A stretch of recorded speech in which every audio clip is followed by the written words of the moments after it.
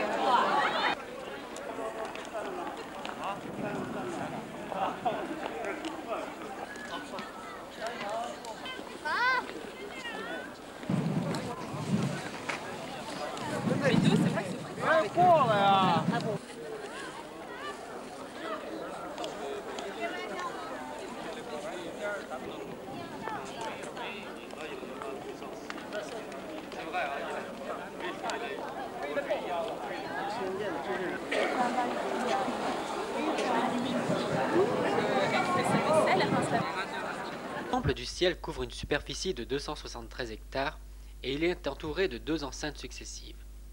Les principaux édifices, le tertre circulaire, la voûte céleste impériale, la salle des prières pour de bonnes récoltes et le palais de l'abstinence.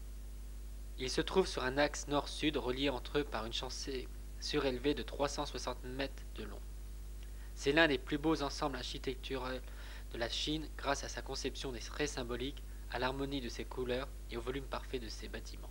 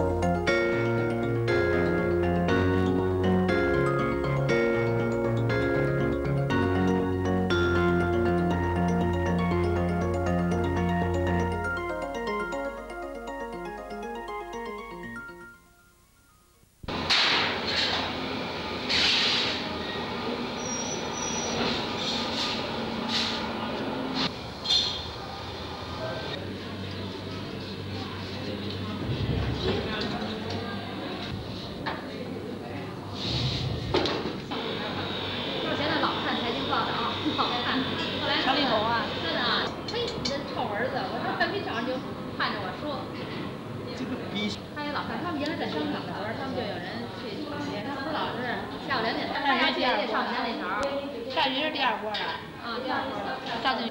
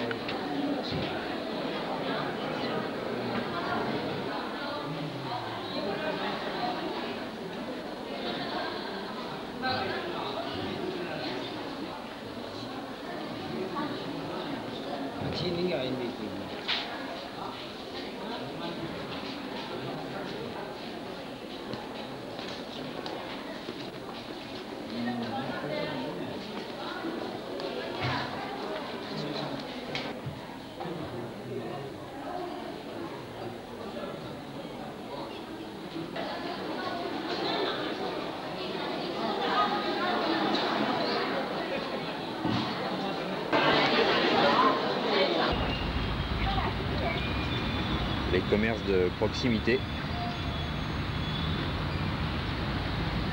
réparateurs de vélos.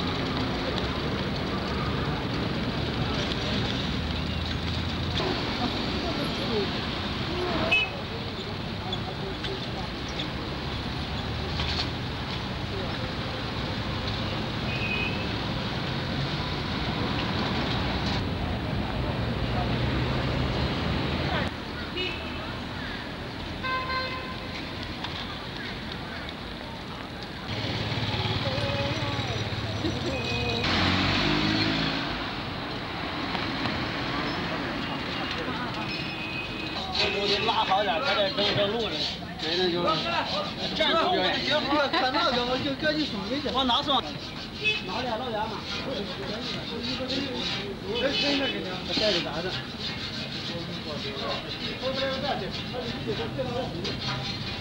再来一个，来个细的。好不好？多棒啊！走了，打走了。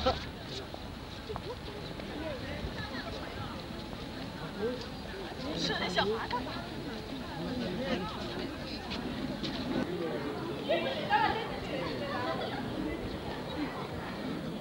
我看着他走，好，走，一份了吗？这一份有人要吗？这一份有人要没有？齐呀，齐了。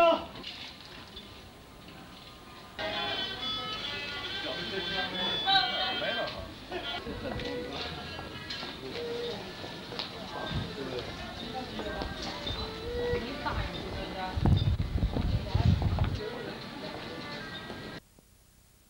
L'opéra chinois.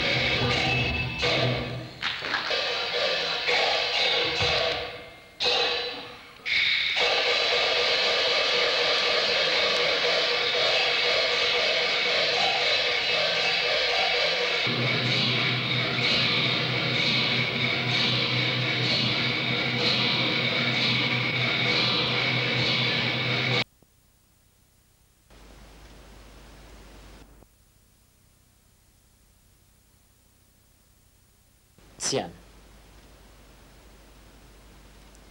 Visite des pagodes de la Grande et de la Petite Oie Sauvage. La Petite Pagode fut construite en 707-709 dans un monastère bouddhique fondé en 684 par Yuezhan.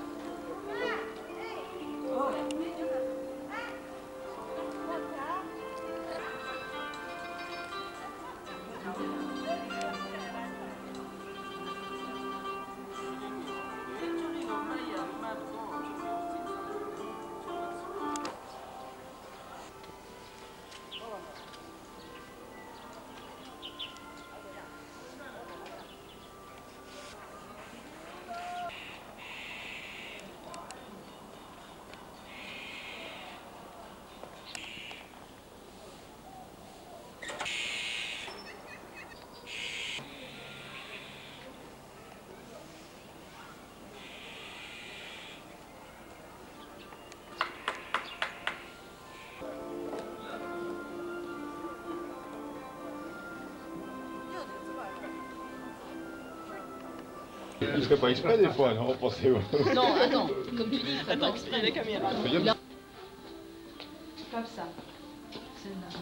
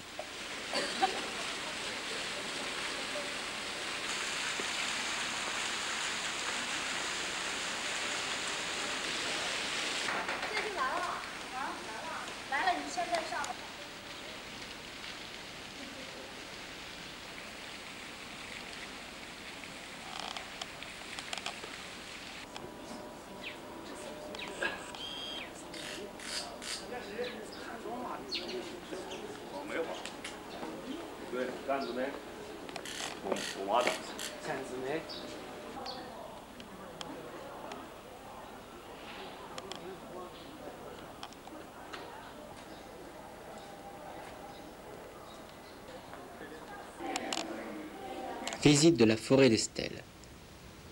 Cette prodigieuse collection fut instituée à partir de 1087 sous le règne de l'empereur Zhezong, dans le but de conserver le Kaicheng Qingqing, c'est-à-dire les classiques sur pierre de l'ère Kaicheng.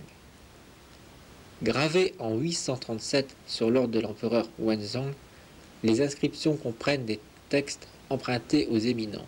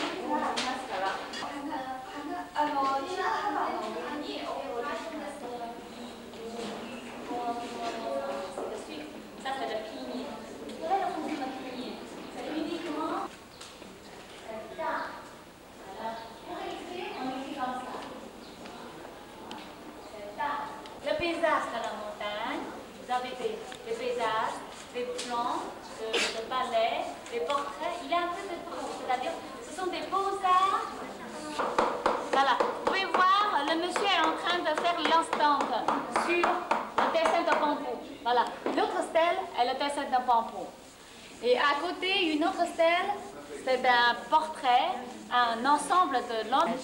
Mais cela nous exprime la signification de la réussite pour les hommes. Alors, on va demander à...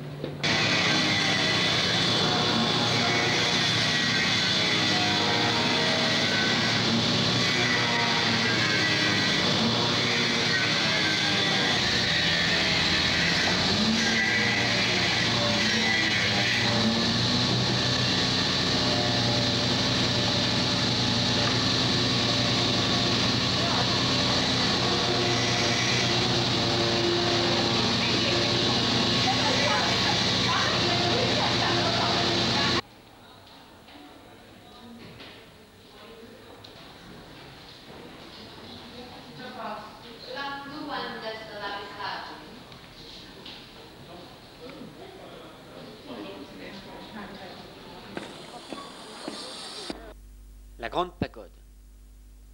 C'est aussi le symbole de la ville de Xi'an. Cette pagode a été construite durant la dynastie des Tang dans le temple Xi'an. Ce temple a été construit et présidé par le grand maître bouddhiste Xuanzang. La grande pagode de l'oie sauvage servait à garder les sutras qu'il a rapportés de l'Inde. Xuanzang, expert en bouddhisme, traducteur et touriste très connu dans l'histoire de Chine, est parti tout seul en 628 pour l'Inde en empruntant la route de la soie. Il est arrivé en Inde après avoir affronté 1000 dangers. Séjournant là-bas 17 ans, le fameux pèlerin étudiait minutieusement les doctrines bouddhiques à la recherche de la vérité canonique. Après avoir regagné Chang'an, il a traduit au temple Xi'an avec des aides 74 sutras divisés en 1335 volumes. Ce monastère est aujourd'hui encore toujours en activité.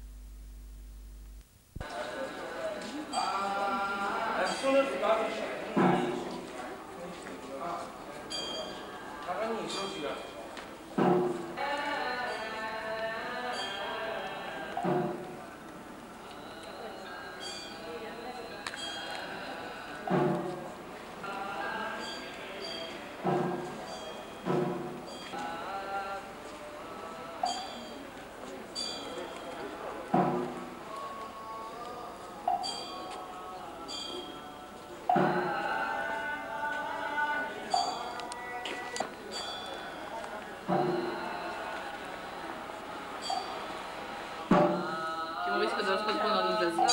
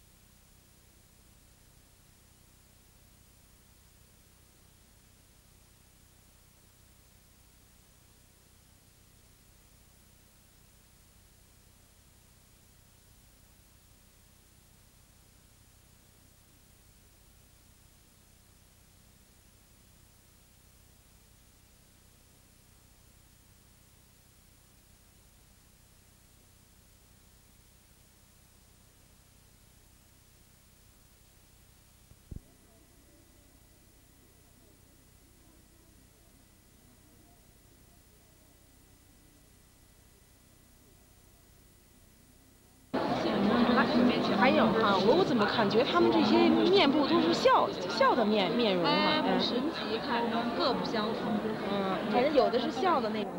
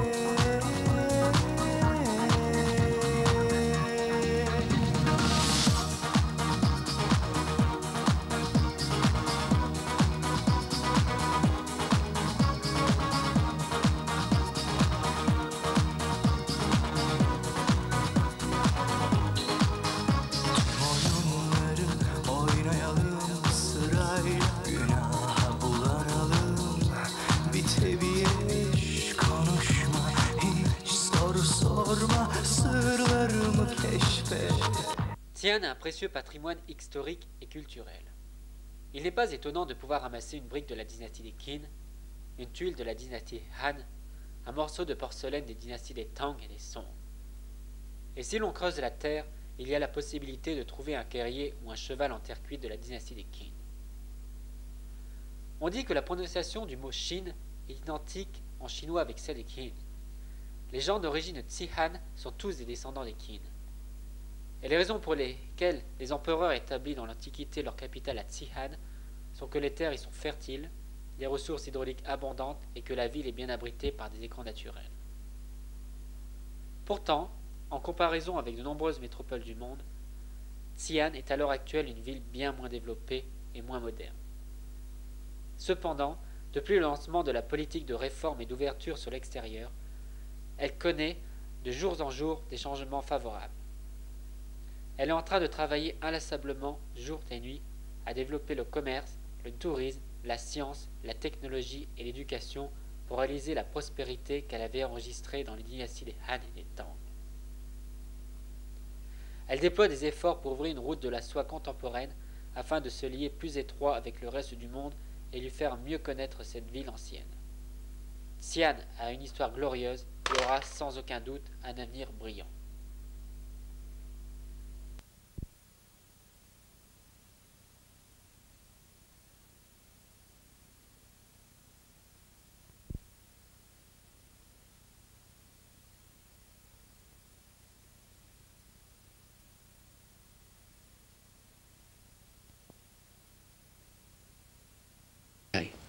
Avec plus de 14 millions d'habitants, c'est la première ville, le plus grand port de Chine, et l'une des cités les plus peuplées du monde. Anciennement petit village de pêche voué plus tard au tissage et au commerce, l'essor de Shanghai date de l'arrivée des étrangers au XIXe siècle. La ville ne se trouve pas directement au bord de la mer comme son nom y signifie au-dessus de la mer semble l'indiquer.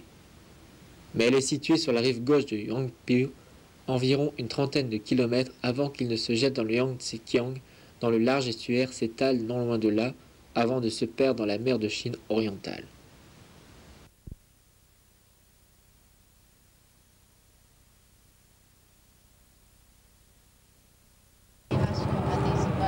Parce que celui en face du fleuve, c'est la nouvelle zone. Je suis dégoûté.